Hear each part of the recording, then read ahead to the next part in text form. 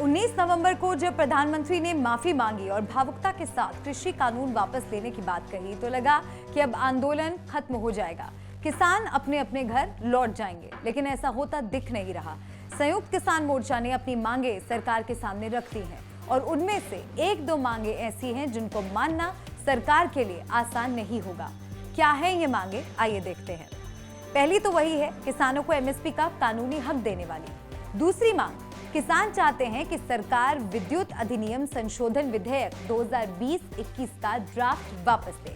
किसानों ने यह भी कहा है कि वार्ता के दौरान सरकार ने ड्राफ्ट वापस लेने का वादा किया था, लेकिन अब वादा खिलाफी कर रही है। तीसरी मांग, किसान चाहते हैं कि राष्ट्रीय राजधानी क्षेत्र और इससे जुड़े क्षेत्रों में वायु गुणवत्ता प्रबंधन के लिए आयोग अधिनियम 2021 में किसानों को सजा देने के प्रावधान हटाए जाएं।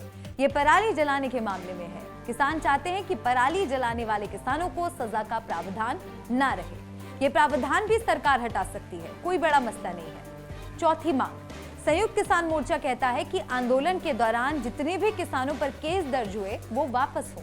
इस मांग को बेहतर समझने के लिए संयुक्त किसान मोर्चा के नेताओं से पूछा कि क्या हिंसा भड़काने जैसे संगीन धाराओं में दर्ज मुकदमे भी वापस लेने की मांग है क्या? उनका तर्क ये है कि सरकार के बनाए कानूनों के विरोध में किसानों को सड़क पर आना पड़ा और इन प्रदर्शनों में आए किसानों के खिलाफ किसी भी धारा में केस दर्ज हुआ वो रद्द होना चाहिए।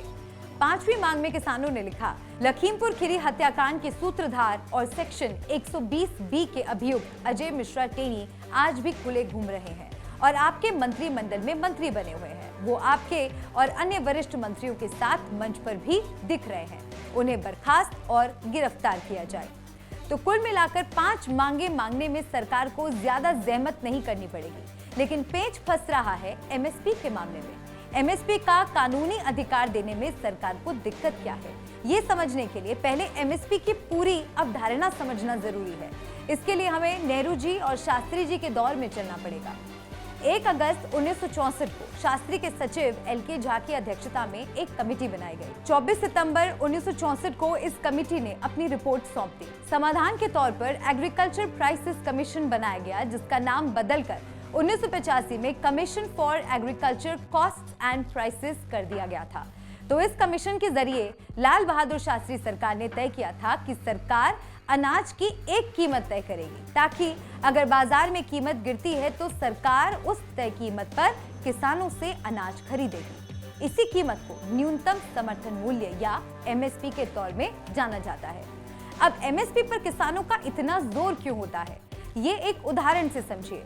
इस बार सरकार ने बाजरे का एमएसपी तय किया 2250 रुपए, लेकिन मंडियों में बाजार में 1200 से 1300 रुपए के भाव से ये बिका।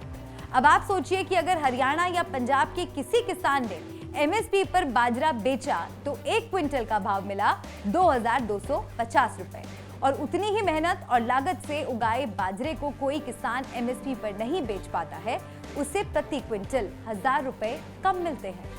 हालांकि हमने ये भी देखा है कि कई बार बाजार भाव एमएसपी से भी ज्यादा होता है। जैसे कई बार सोयाबीन बाजार भाव से ऊपर चला जाता है, तो एमएसपी का सीधा मतलब ये समझिए कि इसके जरिए किसानों को उनकी फसल का बेहतर दाम मिल जाता है। हालांकि ये सबको नहीं मिलता। शांता कमेटी की रिपोर्ट के मुताबिक सिर्फ देश के 6% किसान ही एमएसपी का लाभ उठा पाते हैं। राज्यवार भी विषमता है। धान और गेहूं के एमएसपी का ज्यादा फायदा पंजाब और हरियाणा के किसानों को ही मिलता है।